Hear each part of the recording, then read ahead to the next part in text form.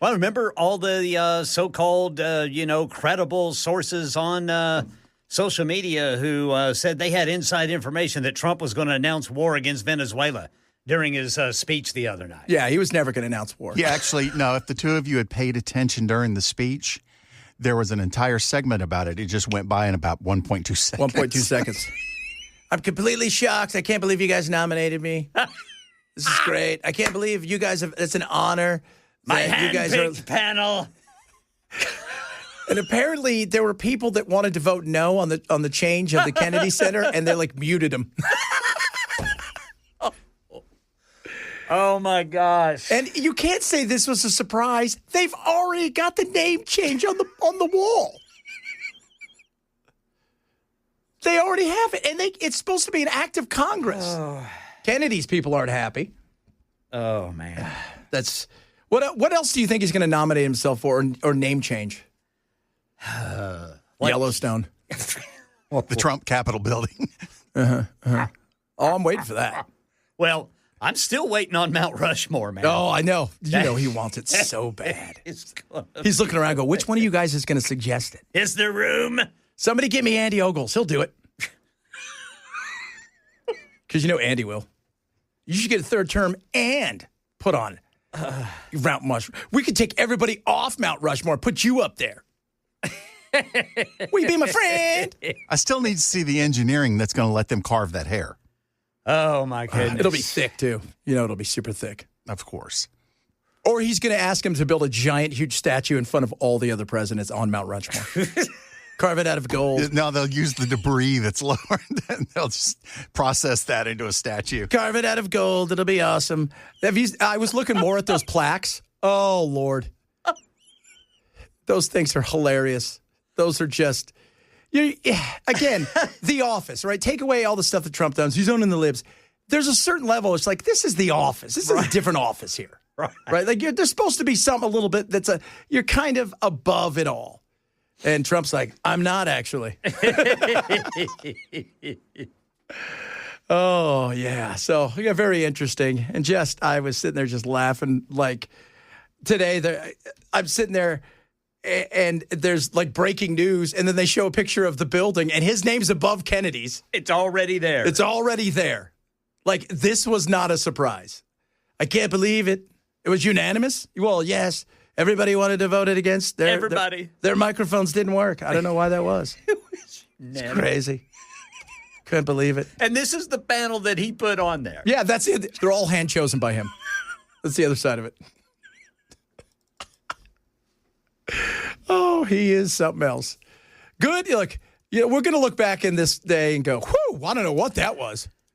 Man. Right? I mean, we're going to look back and there's going to be good, there's going to be bad. It's going to be written about for a long time. All right? Trust me, your legacy is secure. Your legacy is secure. And I think some people look back and go, people on the left in the future will look back and go, yeah, you know what? He got some of that stuff right that we were saying wasn't right. And I think some people on the right are going to look back in the day and go, yeah, he got away with some stuff he probably shouldn't have got away with. So there it is. That was the fun time. Man. Yeah, I know. And then there's, you've got all this stuff. It's supposed to be the holidays. And, you got the Epstein stuff. Keep waiting on that. Yeah. We've got till tonight, till midnight. And then what? I don't know. The Congress isn't here. They left. Mike Johnson wanted them gone because of the weed. Mike needs a little weed. He does, man. That guy's so uptight. That would be something. Yeah. That would be something to see. The Trumpagon. I love that. Somebody said they could carve his face in the moon. Don't give me an idea. Somebody said to 3D print him on Mount Rushmore. And the Trumpagon. Welcome to the Trumpagon. It's going to be fantastic. Maybe that's why we have a new moon program, is that the real plan is to get up there and carve his face in the moon. No, probably. It'll be like that the marketing logo out of Hancock. Oh, God, yeah. You know it. I mean, God, he would love that. Oh, man. He would so love that. He likes it. He likes this kind of stuff. He's so concerned about his legacy. His legacy matters in such a big way. Yeah, have you seen the printout? He's got like a 3D model of the new ballroom. Have you seen it? No. So there's the White House, right? And there's a couple other little things. And the ballroom is like 5 times the size of the White House. The White House is dwarfed. Plus, it's going to cost double, and he fired the guy that it was originally the architect in building it because they weren't getting along. Because he's like, you need to make it bigger, more gold, more gold. We need more gold. Oh, man. Oh, he is a character. Love or hate him, he's a character. Look, there's stuff that drives me crazy about him, and there's other stuff that makes me laugh. I'm not going to ask. Little crap like this, the name, he doesn't care. I'll ask for forgiveness. Right. What are you guys going to do? You're going to take it down? Yeah. Yeah, they are. Eventually, somebody's going to come in, and all those plaques are going to be gone. Yeah. And they're going to take down the name probably at some point in time. And, and the whole thing with the ball. Look, we needed a ballroom because the reality was state dinners have gotten bigger. You can't hold everything in there. It's just so much bigger than anything. State dinners were getting to the point where they had the kids' table in another room. They did. Little Marco's at the kids' table today. Sorry, little Marco. I know you're excited. You can't wait. You think he's like privately telling Speaker Johnson, look, you need to keep these plaques up. Yeah, you need to pass. You Yeah. need to write it into a bill. That's it. Codify it. Codify. The plaques can never go down unless it's 100% from everybody. They need to come down. Neither can the Trump Center. And as I was reading some of them today, they're just truth socials that they just printed out, and on other plaques below. Yeah. They're capitalized in weird places. Sleepy Joe stole the election. And Joe's picture, that's the funny thing. So Barack's picture's there, and there's Trump. And Joe's picture is an auto pen. That, to me, is the sweetest diss ever. I was laughing so hard. I'm like, God, he is funny, though. He is funny. He is, man. I mean, look, if he's the funniest president we've ever had. I mean, I didn't know many of the, I'm sure Adams was funny. Washington, I Reagan heard. was pretty funny. Reagan was really funny. He was good at the joke. Yeah, he was good at the joke. He had good, quick one-liners. Yeah, and the reason why Reagan was an actor, right, originally. Yeah. That's what he was. He was a performer. But Trump is, he's just something else. And Reagan was a good president.